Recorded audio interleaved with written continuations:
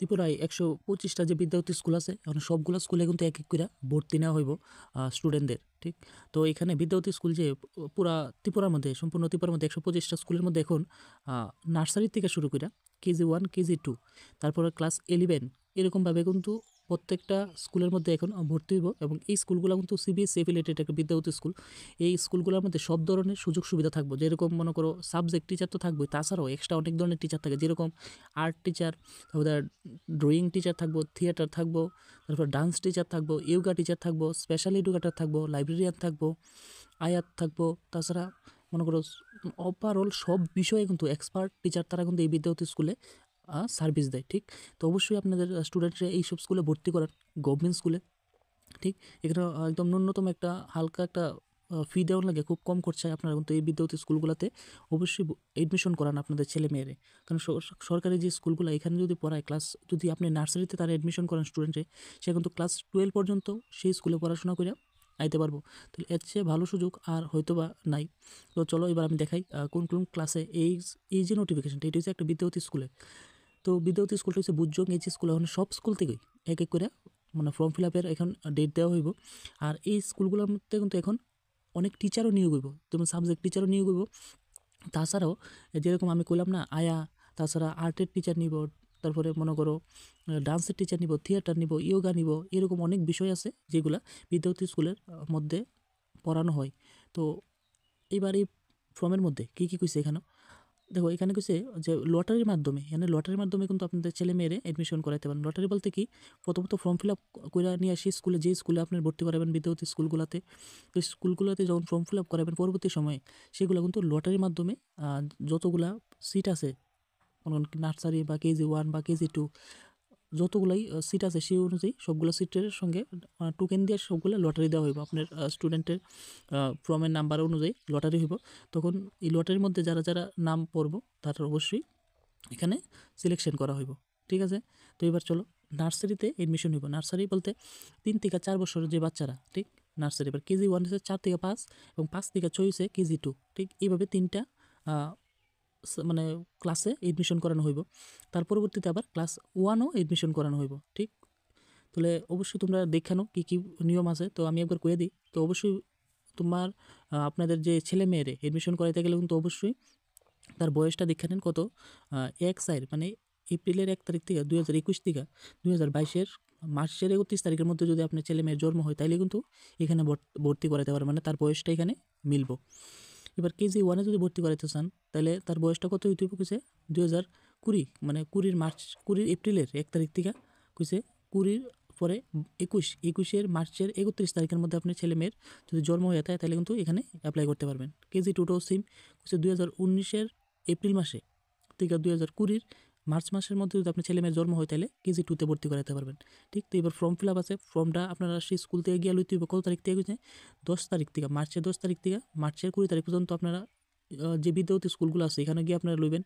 আর এই যে বিদ্যাপতি যে বুজজং এই যে স্কুলটা, এখানে কিন্তু ডেট দিয়ে দিলাইছে, তো 10 তারিখ থেকে 20 তারিখের মধ্যে আপনারা গিয়ে ফর্মটা লইবেন স্কুলে, লইয়ে সেটা ওইখানে ফর্মটা ফিল আপ করে ওই স্কুলের মধ্যেই 10 তারিখ থেকে মার্চের 20 তারিখের মধ্যে তোমরা আপনারা এখানে জমা দিলাইবেন।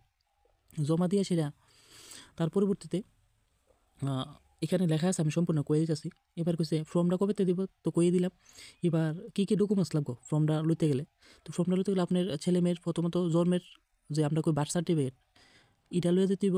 আর অরিজিনাল SC ST PH, আপনার যদি SC ST বা PH ক্যাটাগরি হয়ে থাকে, তাহলে অবশ্যই তার সার্টিফিকেটটা দেখাইতে দিব। আর অরিজিনাল পোলিও কার্ডটা লইয়া দিতে দিব, ঠিক? ওইখানে ফর্মটা আনতে গেলে। তো এবার ফর্ম লইয়া সেটা কী পারবেন, ফর্মটা ফিল আপ করে কবের মতো জমা দিলাই তুইব কইছে 10 মার্চের থেকে 20 মার্চের মধ্যে ওখানে জমা দিলাই তুইব। কী বারে স্কুল বন্ধ থাকে বিদ্যাপতি স্কুল? শনিবারে আর রবিবারে স্কুল বন্ধ থাকে, ওই দিন চাইলে হইতো না। সোম থেকে শুক্রবারের ভিতরে 10 তারিখ থেকে 20 তারিখের মধ্যে যাবেন। এটা একটা কিন্তু সুযোগ, আপনার ছেলেমেয়েরা একটু রেস্ট পাওয়ানোর সুযোগ পায়, কারণ এখানে শনিবার এবং রবিবারে স্কুলগুলো বন্ধ থাকে বিদ্যাপতি স্কুল। এবার যখন আপনার ফর্মটা ফিল আপ করে জমা দিবেন, জমা দিতে কীটা লাগবো কিছু না, তার জন্ম সার্টিফিকেট লাগবো, তারপরে SC ST PH যদি হয়ে থাকে তাইলে সেটা লাগবে, নাহলে তো দরকার নেই। পোলিও কার্ড দিতে হইব, আধার কার্ড দিতে হইব, তারপরে স্টুডেন্ট আর প্যারেন্টস, হ্যাঁ, তার মানে স্টুডেন্টের মা বাবার আধার কার্ডগুলো দিতে হইব, এবং স্টুডেন্টেরও দিতে হইব। রেশন কার্ড দিতে হইব, রেশন কার্ডের জেরক্স আর 1 কপি পাসপোর্ট সাইজ ফটোগ্রাফ, মানে ছেলের বা মেয়ের আপনার ফটোর একটা 1 কপি ফটো এখানে নিয়ে দিতে হইব, ঠিক? তো 1 এর ক্ষেত্রেও সেম, এই ফর্মগুলো ফিল আপ করাই সেটা আপনার ছেলে বা মেয়েরে সেই স্কুলগুলোতে কিন্তু ভর্তি করাতে পারবেন। এই দেন ডেট দেওয়া আছে এবং কবে লিস্ট আউট হইব গেছে, সেই যে স্কুলে নিয়ে আপনি ভর্তি করাইতে চান এই স্কুলের বোর্ডের মধ্যে লিস্ট আউট করে দিব কবে, 26 তারিখ। 26 তারিখ লিস্ট আউট হইলে তার লটারি হইব 28 তারিখ। 28 তারিখ আপনারা ওই দিন স্কুলে যাবেন 12টার সময় গিয়ে, লটারি হইলে আপনার ছেলে মেয়ের নামটা উঠে নিয়ে দেখবেন, তাহলে অবশ্যই আপনারা ওই স্কুলগুলোতে ভর্তি করাতে পারবেন, ঠিক?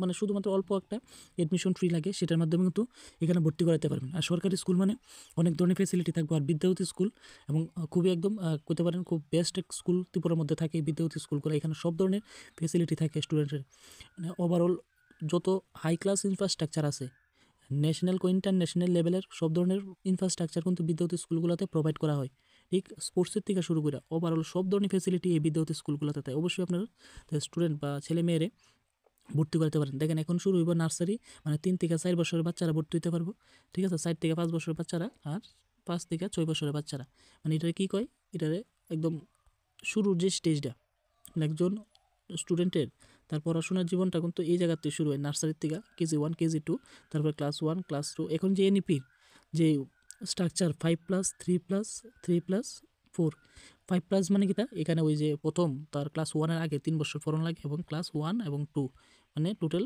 এই 5 বছরের যে কোর্সটা, এখানে এই 5 বছরের কথা কইছে। এরপর 3 4 5 এখানে হচ্ছে 3 বছর, আবার এই 3 বছর হচ্ছে কিটা 6 7 8, এটা গেল 3 বছর।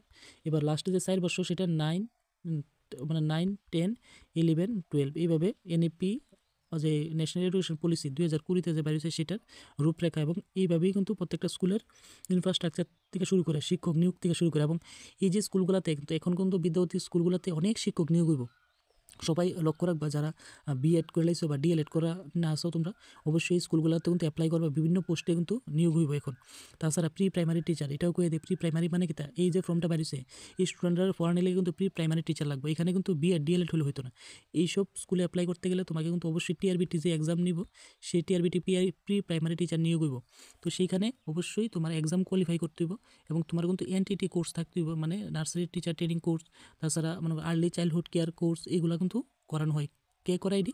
এনসিটি অ্যাপ্রুভেল যে সংস্থাগুলো, তারা কিন্তু কলেজগুলো তারা এই কোর্সগুলো করায়। অবশ্যই কিন্তু বিএড ডিএলএড কিন্তু যেন এলিজিবল হইতো না, ঠিক? প্রি প্রাইমারির ক্ষেত্রে। তো অবশ্যই প্রি প্রাইমারির যে স্টুডেন্ট তারা খুব সেন্সিটিভ থাকে, তাদের কিন্তু পড়াশোনা করানোটা বিশাল টাফ। তো এই ভিডিওতে এই বলার আসলো, তারপর যদি আরও কিছু জানার থাকে আপনারা সবাই ভিডিওর নিচে কমেন্ট করেন, নেক্সট আরেকটা ভিডিও বানানো হইব।